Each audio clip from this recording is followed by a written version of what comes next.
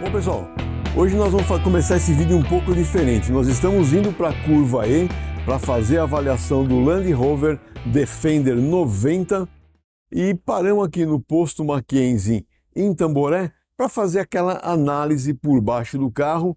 Vamos conhecer primeiro o que tem de arquitetura. Essa é uma arquitetura da Land Rover que foi modificada justamente para esse carro.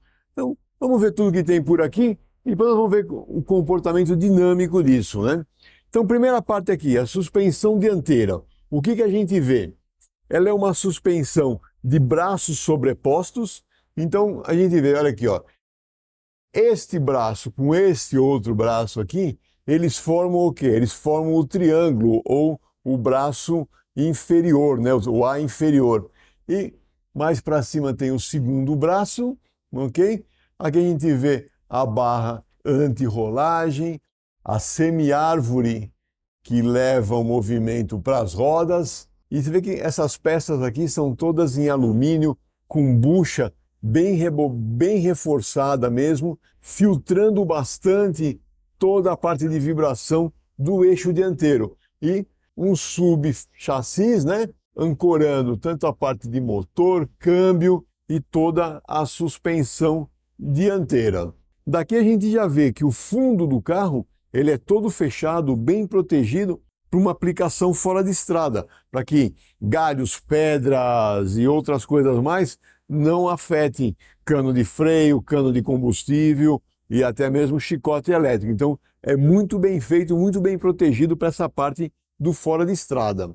Aqui então continua aquele fechamento, a gente vê aqui ó, a caixa de transferência saindo aqui da ponta do câmbio, né, que vê o cardan para o eixo traseiro. O tanque de combustível, a gente vê ele também aqui ó, com uma capa de proteção, né? O tanque está aqui dentro, aqui isso aqui é uma que a gente enxerga uma capa de proteção. São 90 litros de volume, será? É um bom volume para esse carro, ele precisa desse bom volume, nós vamos ver isso mais tarde. E a suspensão traseira, ela é do tipo multibraços. Então a gente vê aqui ó, um braço bem reforçado, que é esse braço principal inferior, o segundo braço auxiliar, alguns apêndices aqui que são aerodinâmicos para melhorar um pouquinho o fluxo de ar aqui na traseira do veículo. E o mais legal que a gente vê, vamos pegar esse lado aqui da suspensão, essa câmara de ar aqui, né? Por quê? Na dianteira não dá para ver, mas ao invés de utilizar uma mola helicoidal, ele usa o quê? Essa câmara de ar, que são as molas pneumáticas para fazer toda a movimentação da suspensão. E com isso também você pode ajustar a altura do carro mais baixo para facilitar a entrada e saída das pessoas, ou mais alto quando você tem que passar em algum trecho alagado. E falando em trecho alagado, esse carro ele pode ir até 900 milímetros de profundidade. Aqui a gente vê também a barra anti-rolagem da traseira, você vê que tem um outro subchassis que aparece a ponta dele aqui e a fixação na carroceria também através de bucha, bem robusto, tudo para filtrar toda essa parte de vibração.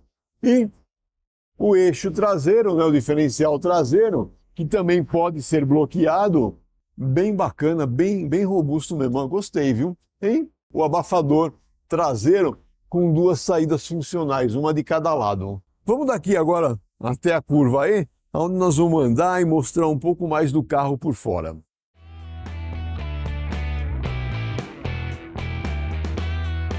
Bom, pessoal, agora que nós já vimos o carro por baixo, vamos conhecer um pouco por fora, né? Então, falar algumas coisas primeiro da marca Land Rover e o Defender, aqui no Brasil principalmente. A marca Defender ela começou a se popularizar no Brasil, nas trilhas, lá para 96, 97 que começaram a aparecer mais carros por aqui. E quando foi em 99, ele passou a ser produzido na antiga fábrica da Carmanguia, né? Lá na Anchieta, em São Bernardo do Campo. Bom, aí ficou um tempo sem fazer, sem ter a produção aqui, e agora a Land Rover, desde o ano passado, 2020 para 2021, passou novamente a importar o Land Rover Defender. O primeiro que chegou foi o 4 portas, né, que seria talvez o tradicional, ou Defender 110, e esse Defender 90 chegou recentemente. Então vamos lá, eu não sou o editor de fora de estrada de 4x4 do Autoentusiastas. Isso aí, essa missão é do Luiz Fernando Carquejo. Tanto que se vocês procurarem no site, vocês vão encontrar outras matérias dele contando em mais detalhes as capacidades off-road dessa nova geração do Defender. Mas o que a gente tem que pensar aqui? Esquece um pouco o clássico. Eu sei que tem muita gente por aí que acha que esse novo Defender não é igual ao anterior, e ele não é mesmo, ele é mais moderno, né? Tem uma série de modernidades aqui e uma série de capacidades fora de estrada que são sensacionais, né? Em termos de linhas gerais, ele ainda traz algumas características do Land Rover antigo, né? Então você vê, algumas linhas ele traz um pouco isso, ele tem ainda um pouco desse DNA.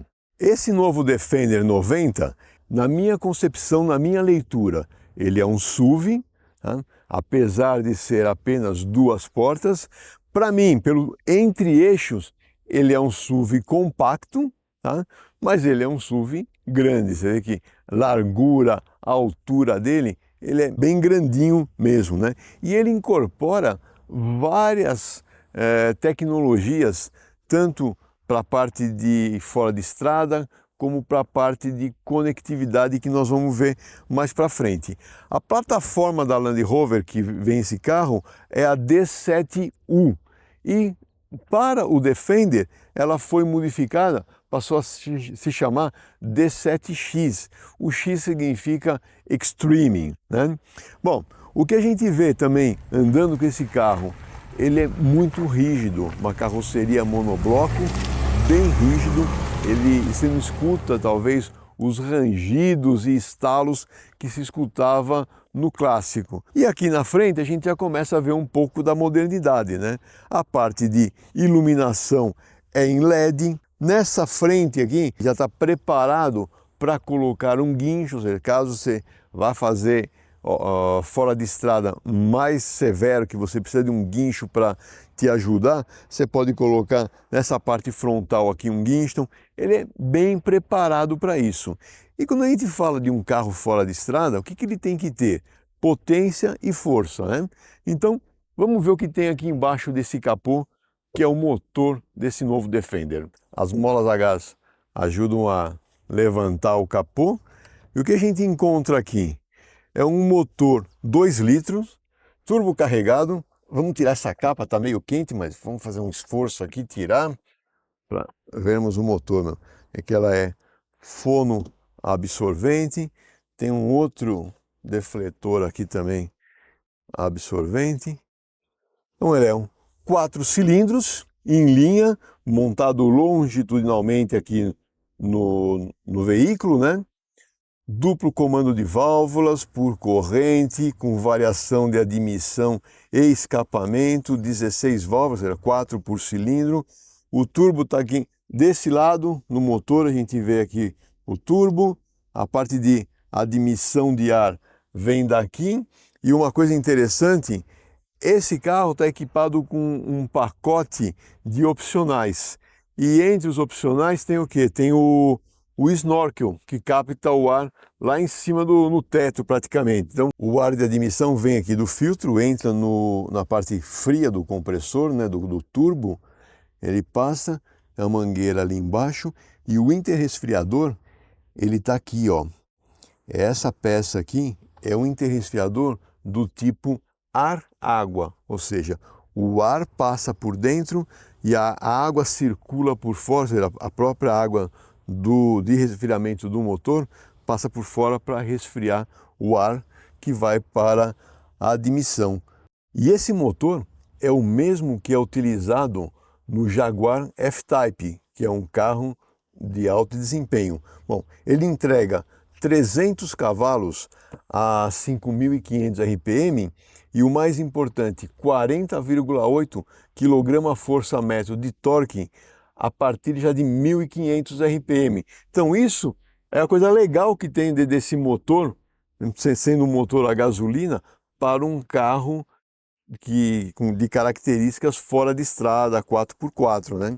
E acoplado através de um conversor de torque, a gente tem o quê? O câmbio ZF automático de 8 marchas. E além do câmbio ZF de 8 marchas, a gente tem aqui a caixa de transferência, onde você tem a reduzida, você tem as marchas normais e as marchas reduzidas.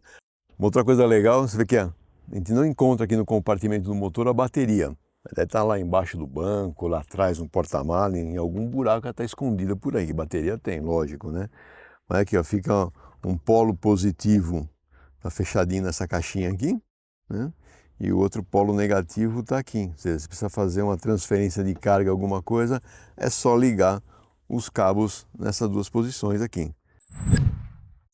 Na parte de rodas e pneus, aqui a gente utiliza um pneu de uso misto, né? 255, 60, 20. Tem uma boa tração, eu já andei bastante na lama, na terra com esse carro. Eu gostei bem.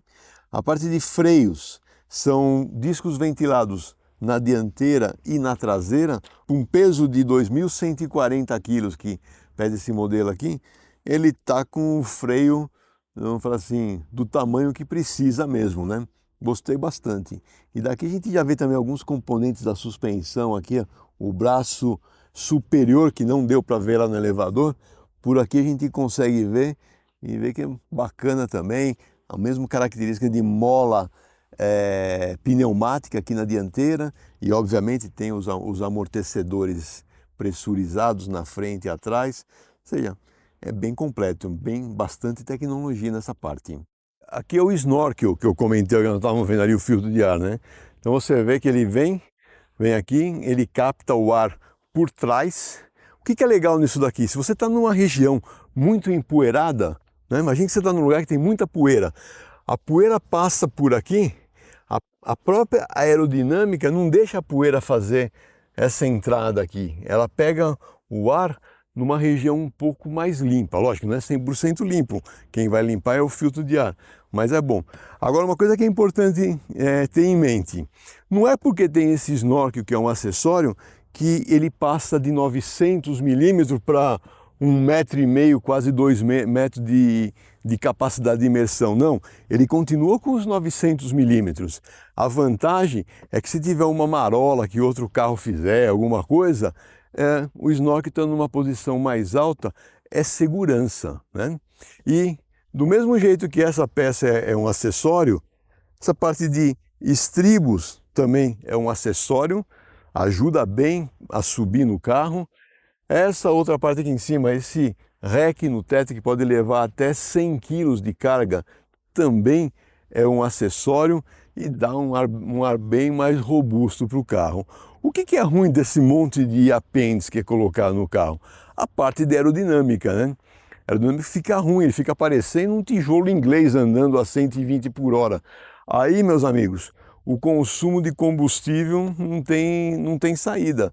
No meu trecho normal, Campinas-São Paulo, com esse carro, abastecido com gasolina, óbvio que ele é gasolina, eu fiz 8 km por litro, né? Para um carro de 2.100 kg nessa altura, até que não está ruim, mas nada ajuda, né? Ele não é um carro feito olhando para isso, ele é um carro feito para situações de fora de estrada. Um outro acessório que tem é justamente essa escadinha, para facilitar, né? Subir e fazer o carregamento do bagageiro. Outro item que alguns amigos já me perguntaram, o pessoal até no Instagram, que eu botei umas fotos, perguntou também, o que tem dentro dessa caixa aqui, né? Então vamos ver o que tem dentro dessa caixa. Não tem nada, gente. Viu? É uma caixa para você colocar ferramenta, alguma outra coisa aqui, tem uma redinha para fixar. É um acessório a mais para o veículo, está acima da linha de imersão, então teoricamente é uma caixa protegida, né? O step, ele é, vamos falar assim, tamanho normal, né? O full size, tamanho normal do carro. Ele tem essa capa que também é um acessório, faz parte do pacote. E o porta-malas a gente abre por aqui. São 397 litros de capacidade com os bancos nessa posição. E aí, logicamente, você tem a opção de deitar os bancos naquela condição de 1/3, 2/3, e você aumenta um pouco o volume. E aqui atrás tem alguns detalhes, né, de tomada 12 volts, amarra cargas, né? Aqui embaixo está a parte de ferramentas, gancho de reboque está aqui também. Bem, pessoal, estamos aqui no avião, perto da curva E, e antes de sair para a nossa avaliação final aqui do carro, vou mostrar alguns detalhes de alguns comandos que a gente tem. O banco ele tem 3 memórias, ou seja, você ajustou a tua melhor posição aqui, você pode gravar essa memória, ele tem ajuste de lombar, ajuste de altura, tudo elétrico, bem bacana, bem confortável, fácil de achar a melhor posição para dirigir. A mesma coisa o volante, a gente tem aqui, ó, ajuste de altura e ajuste de distância, também elétrico. O freio de estacionamento é eletromecânico, ele é acionado aqui do lado esquerdo, mas ele também, na hora que você engata a marcha, ele já solta o freio automático, e a mesma coisa ele, quando você põe no parque, ele já aciona o freio automático. A parte do volante, ele tem um diâmetro bom, uma pega boa também, e o que eu achei bem interessante são os comandos aqui, tem algumas inovações, né? Por exemplo, esse comando do lado esquerdo, quando está na condição normal aqui, ele tem 4 funções, que são nas 4 cantos. A hora que, e aqui para que é? Para mudar a estação de rádio, atender o telefone, desligar, fazer chamada de voz, né? E quando você aperta o centro, olha que mudou para 4 setinhas, e aqui a gente comanda o quê? Comanda o quadro de instrumentos, né? Então o quadro de instrumentos, ele tem são três funções. Você pode ter aí, ó, visor duplo ou um visor único, certo? Ou colocar um mapa em tela cheia, pode somente colocar mídia aqui no meio, ou assistência do motorista também aqui. Então eu prefiro andar sempre, sou meio tradicional, né? Eu gosto desse visor duplo, fica o velocímetro, nesse caso, do lado esquerdo, e o contagiro do lado direito, né? E aí tem outras funções mais aqui que você vai alternando e pode buscar as configurações que você acha melhor, computador de bordo e tudo mais, né? Desse lado direito estão os comandos tanto do limitador de velocidade, que se aciona por aqui, como do controle de velocidade de cruzeiro. Ele não é o sistema adaptativo, mas ele tem a vantagem de ter o sistema de alerta de frenagem de emergência. Então, se alguém diminuir a velocidade à sua frente, ele dá um alerta aqui, e se você não tomar nenhuma ação, ele faz a frenagem de emergência para evitar qualquer acidente, né? Bom, na parte central, o que a gente encontra? A central multimídia, que muito mais do que uma multimídia, é uma central de controle aqui que você pode buscar várias informações, né? Então vou mostrar algumas aqui apenas. Você pode colocar aqui, ele vai te dar qual que é a tua pontuação, como é que você está dirigindo, você tem dicas de economia, então tem um negócio bacana. Tem um histórico também de consumo, você vê que o histórico está baixo agora, porque a gente está gravando aqui com o carro em marcha lenta, então o consumo acaba caindo bastante, né? Outra que a gente tem aqui é as funções 4x4, então inclinação do carro, como que você está, dimensões do carro. A parte do Apple CarPlay, ele é espelhado sem fio, então você não precisa do cabo, e existe o acessório para fazer o carregamento por indução da bateria do celular, eliminando assim os cabos. Aqui tem as portas USB, tem uma do tipo C, uma do tipo normal, tem também uma 12 volts. E nesse outro painel, aonde está aqui, primeiro, a alavanca de câmbio, né? Uma alavanca, digamos, tradicional, mas colocada aqui no painel. Tem um modo esporte, vamos ver mais tarde. E aqui são alguns comandos da parte de controle de off-road, né? E sempre é replicado no painel de instrumento, aqui no quadro de instrumentos do que está sendo feito. Então, por exemplo, aqui eu posso engatar, ele está pedindo aqui, ó, para selecionar para a parte de reduzida, né? Então, para engatar a reduzida, eu preciso colocar o câmbio em neutro, e aí eu faço o engate da reduzida. Já sentimos que já engatou a caixa reduzida. Nesses dois comandos aqui, a gente também faz o quê? A gente levanta a suspensão ou abaixa a suspensão, dependendo da condição que você quer. Se quer passar numa parte de alagado, né, que você precisa de mais altura, você faz por aqui, né? Ou volta para a suspensão normal, para a altura normal. Aí, esses dois comandos aqui, que são teoricamente as duas funções do ar-condicionado, né, de temperatura de duas zonas, a hora que eu aperto esse botão de baixo aqui, eu transformo esse botão num botão de velocidade do ventilador. E a hora que eu aciono esse daqui, eu transformo esse aqui num seletor.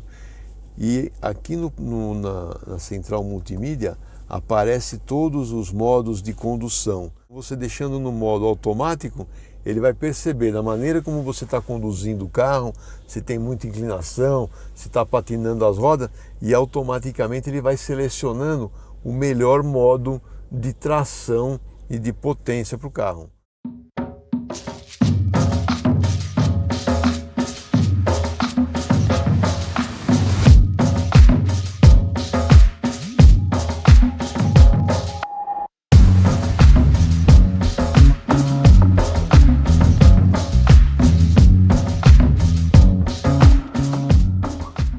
Agora vamos sair aqui em direção à Estrada dos Romeiros, está logo ali na frente, a curva E, e falar alguma coisinha a mais desse carro, né? Uma característica que eu aprendi com o pessoal da Land Rover, o objetivo desse carro, basicamente, o público-alvo, né, seria o quê? Uma pessoa, um solteiro, ou um casal sem filhos, ou um filho pequeno, que gostam desse momento de prazer, de sair pelas estradas, de conhecer, desbravar alguns locais, né? Então ele é bem nesse conceito. O preço desse carro, nós não comentamos, não é um carrinho barato, né? Está na casa de 540 mil reais, ou seja, é realmente aquele carro que a pessoa não está preocupada com o preço, é aquele carro que ele olha para o carro e fala, ok, eu gostei, eu gosto, é esse carro que eu quero, e não está muito preocupado com valores, né? E a hora que a gente entra no carro, a gente percebe o quê? Uma série de detalhes que lembra aquela parte do rústico, né, do Defender clássico. Então a gente vê aqui nos painéis de portas esses parafusos aparentes, o mesmo acontece aqui na parte do console central. Ele tem um pouco, uma mistura, né, de rústico com luxo, né? Então faz um contraste bem interessante, né? E é bem funcional. Você vê tudo que está aqui em volta, além do conforto ao volante, ele também traz conforto de conveniência, né? De itens para o dia a dia de utilização do carro. E já falando em termos de conforto, essa parte de suspensão, de ajuste e tudo mais, ele é muito confortável. Assim, para um carro com essas características de fora de estrada, ele é bem confortável. A gente, quando vê o carro por fora assim, fala, pô, esse carro é bruto, né? E uma coisa bem interessante, eu já tinha visto esse carro em showroom, em lojas, até mesmo na rua, mas a hora que eu coloquei ele na porta da minha casa, que eu vi o tamanho que ele é. Então ele tem uma frente bem alta, ele é bem imponente mesmo, né? Ele se acomoda bem, ele sente bem como é que está o piso, a condição que você está dirigindo, e ele se adapta. Até mesmo esses dejetos que a gente tem nas vias, né, que são as lombadas, até isso ele passa bem para boa. Uma passagem numa lombada, você quase que não precisa diminuir muito a velocidade. Lógico, não vai passar a 120 por hora na lombada, estou falando, você não precisa dar aquela parada de 10 por hora para passar, não. Ele tem bom curso da suspensão, e é isso que faz o quê? Com que ele tenha essa boa movimentação, bom controle. Por quê? Porque o curso da suspensão dianteira e traseira é bem generoso. Com relação ao sistema de direção, é eletroassistido, né? Então é fácil também de você perceber o aumento do esforço. Ele está sempre num esforço dentro do esperado, digamos assim, né?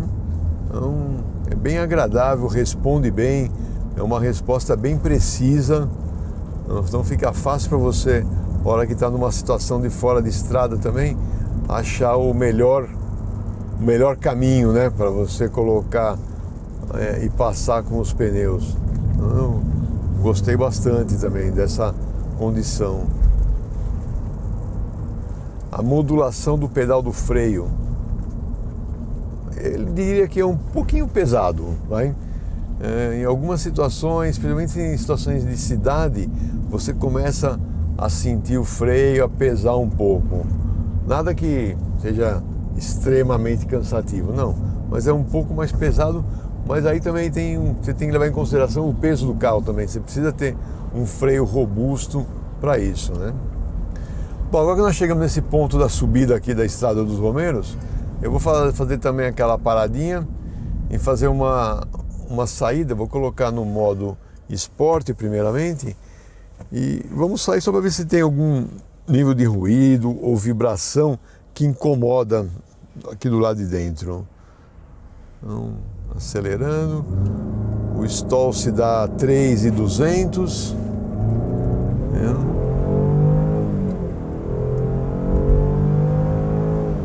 troca de marcha lá nos 6.500 e a gente não percebe nenhum ruído anormal. Você percebe assim o rosnado motor, né?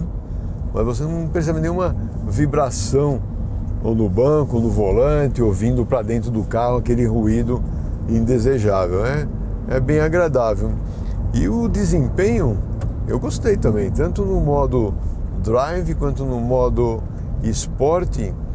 É um desempenho bem estimulante, digamos assim, sabe? Gostoso de acelerar. O 0 a 100 é declarado pela Land Rover de 7,1 segundos.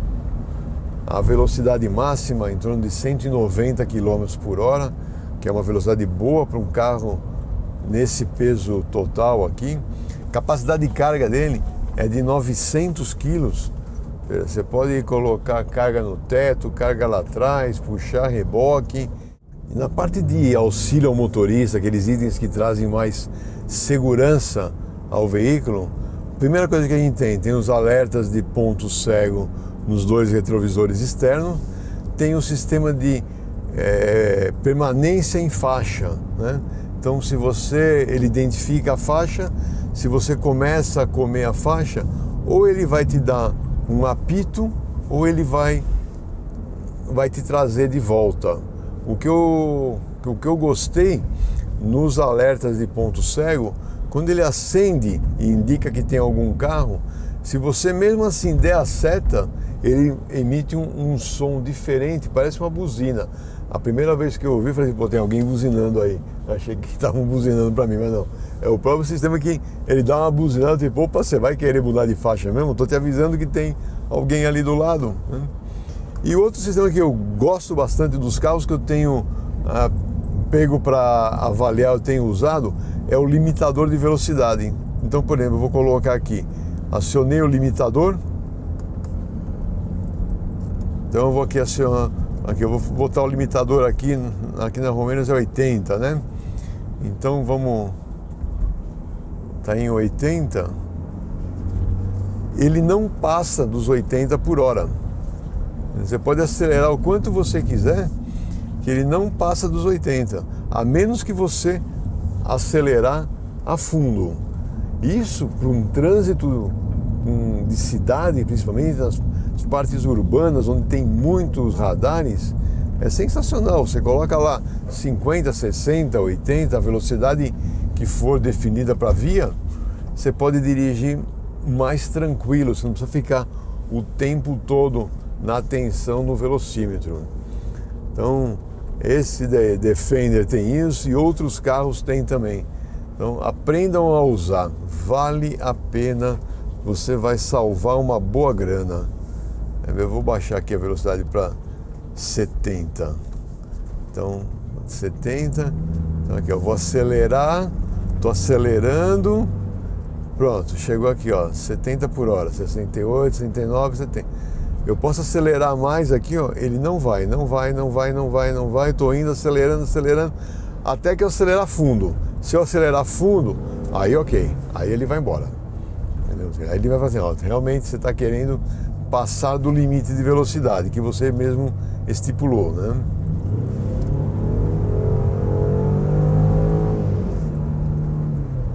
Muito bom também o sistema de som, ele dá um efeito palco aqui dentro do carro, bem bacana, você percebe bem os graves, os agudos, é bem gostoso de colocar uma música boa, pegar a estrada, pegar no meio do mato.